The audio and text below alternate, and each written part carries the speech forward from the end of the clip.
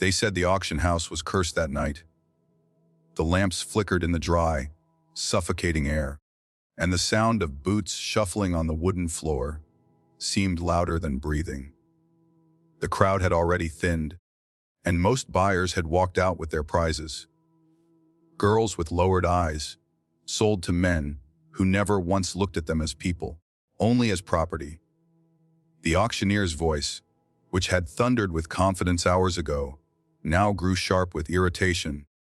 Only one remained on the platform, her wrists trembling as the rope around them bit into her skin.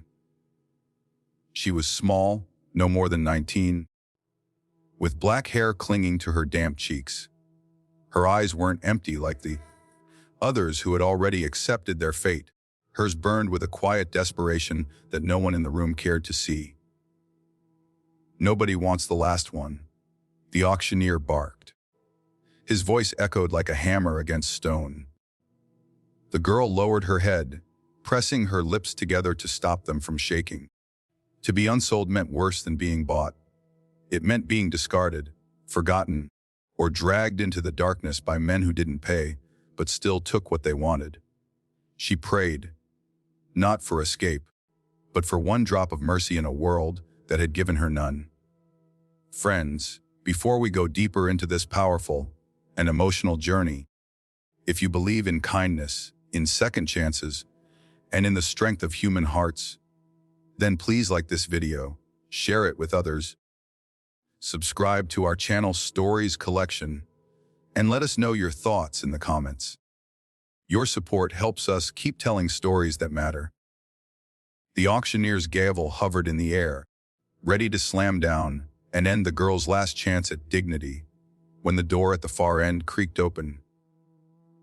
Dust swept in with the evening wind, carrying the smell of horse sweat and prairie dust. A tall man stepped inside, his hat pulled low, his coat heavy with trail dust. People turned, and whispers rose quickly.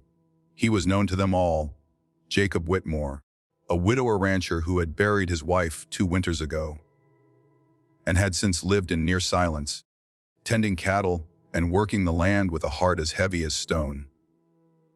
He wasn't a man who came to auctions, let alone one like this. The auctioneer's lips twisted into a sneer.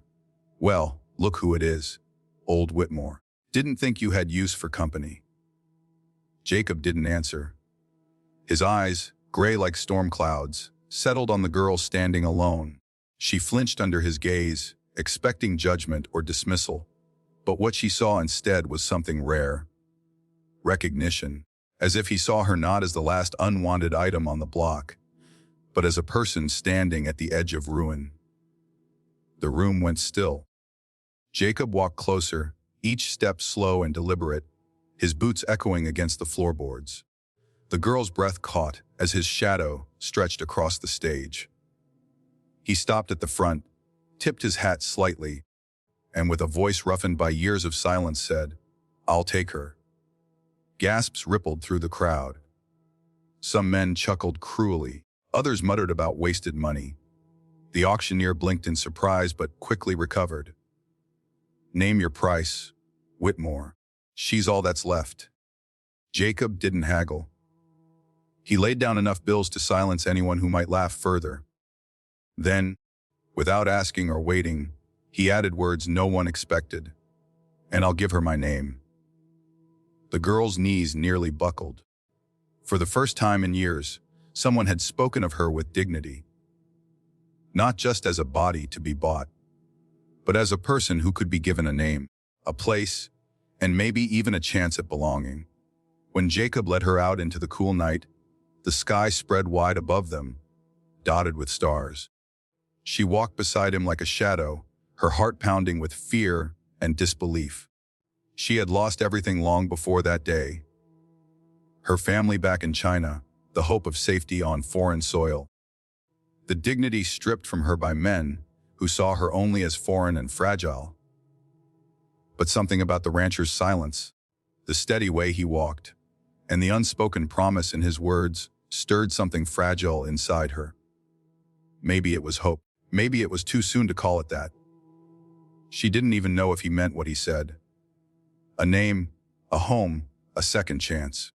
She only knew that for the first time in years, she wasn't walking alone. The ranch was vast and lonely. Jacob's wife had once filled it with music, laughter, and light. Since her passing, silence had taken up residence in every corner.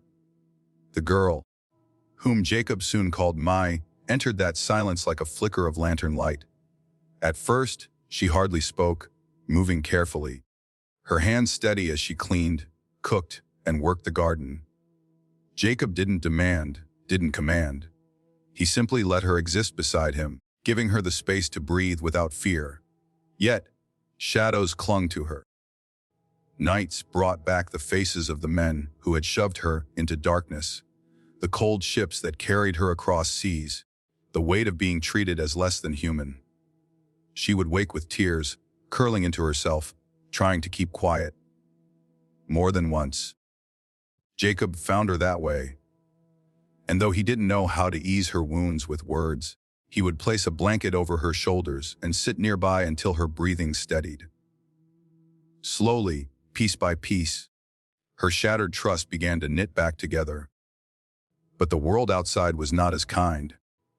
Whispers spread across town about the rancher who had taken in the Chinese girl. Some called her a burden, others a scandal.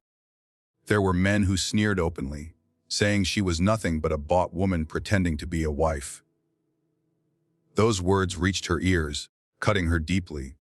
She had been unwanted once, and now, even when someone had given her a place, others wanted to strip it away. One evening, with trembling hands, she tried to pack her few belongings. She didn't want to ruin Jacob's reputation, didn't want to be the shadow others mocked him for.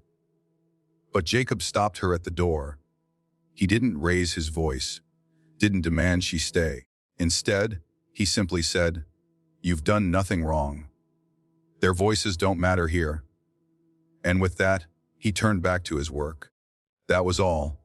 Yet those few words, steady and sure, felt like walls of protection rising around her heart. Seasons passed. The ranch began to change with her presence. Flowers returned to the porch, meals warmed the kitchen again, and laughter, soft at first, then fuller, echoed across the fields. May discovered her strength in places she never thought possible, mending fences, tending calves, and even standing tall at the market, no longer lowering her eyes in shame. She was still scared by her past, but she was no longer broken. And Jacob, though a man who rarely spoke of his heart, found himself healed by her quiet resilience. She didn't replace his wife. She became something different. Proof that life could still grow from ashes, that love could take root in soil once barren.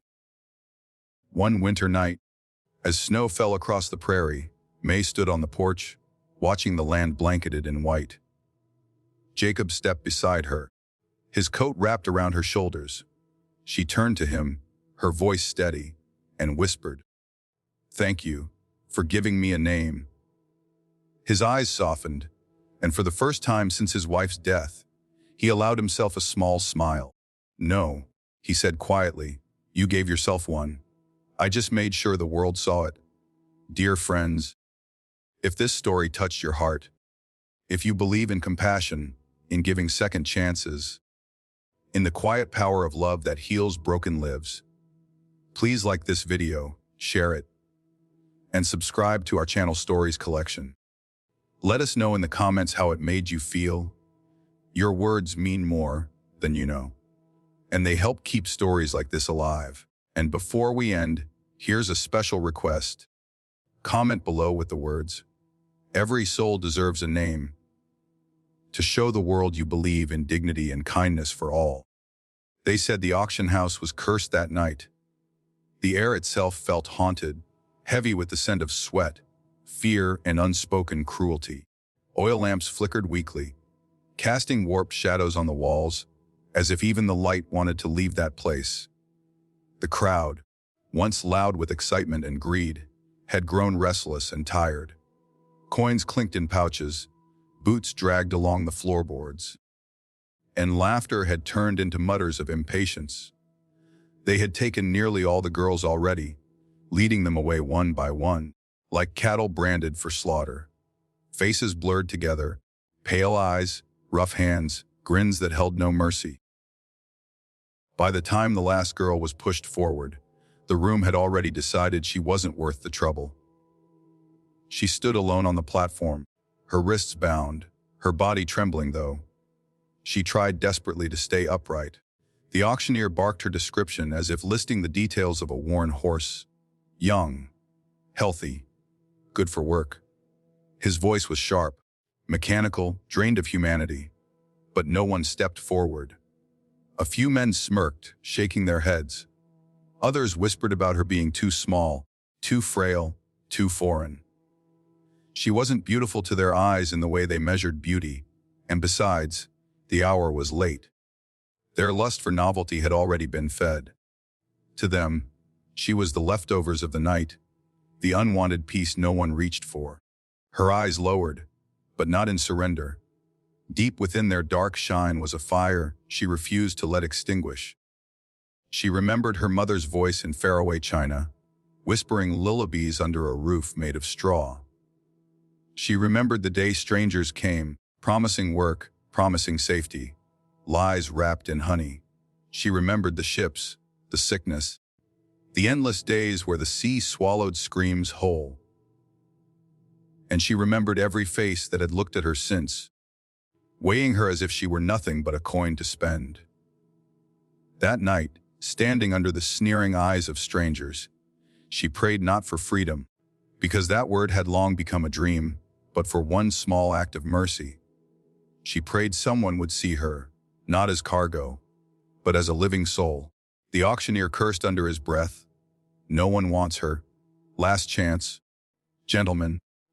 He slammed his gavel against the block with a force that rattled the air. The sound echoed like judgment. The girl's knees shook. If she was left behind, she knew what awaited the shadows, the back rooms, the unspoken horrors reserved for the unsold. Her lips trembled, but she refused to beg. Pride was the last thing she owned, and she clung to it even as her world shrank into darkness. The door creaked open. A gust of cold air swept through, stirring dust and candle flame alike. Heads turned. A figure stood framed in the doorway, broad-shouldered, his hat pulled low against the night wind. He didn't belong to the filth of that place. The dust of the open trail clung to his coat, and his presence carried the silence of wide prairies and lonely skies. Whispers ran through the crowd like fire. Whitmore, Jacob Whitmore, the widower rancher. The man who had buried his young wife in the frozen ground, 2 winters past, and had since kept to himself, working his ranch in silence, his heart locked away. He was not a man who bought women. He was not a man who played games. His arrival made the air itself tighten. He walked slowly, each step a steady thud against the wooden floor. The girl dared a glance through her lashes, expecting to see another predator's hunger. But his eyes, gray deep, shadowed by grief, did not strip her bare. They searched her face, as if trying to find something he had once lost. She swallowed hard, her chest rising with a shaky breath. For the first time, she wasn't invisible. The auctioneer forced a laugh, though it sounded brittle. Well, didn't think you'd be here, Whitmore. This one's all that's left. Don't think she's worth much, but if you've a mind. He let the words trail off, certain Jacob would scoff like the others. Instead, Jacob's voice broke the silence. It was rough, gravelly from years of disuse, but firm. I'll take her. Gasps fluttered through the room. A few men chuckled darkly, whispering about loneliness driving a man mad. But Jacob ignored them. He reached into his coat, pulled out a stack of bills, and laid them on the block with finality. Then, before the gavel could fall, he spoke words that froze even the cruelest tongues. And I'll give her my name. The girl's heart slammed against her ribs. She lifted her head fully now, staring at him, unable to hide her shock. A name, to her, it was more than syllables.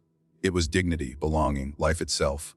For years, She had been reduced to girl, cargo, lot number, and now, in one breath, a stranger had offered her the unthinkable. Humanity restored. The gavel struck. The deal was sealed. But in that single moment, something far greater was written in the silence between them. The first fragile thread of a story neither of them yet understood.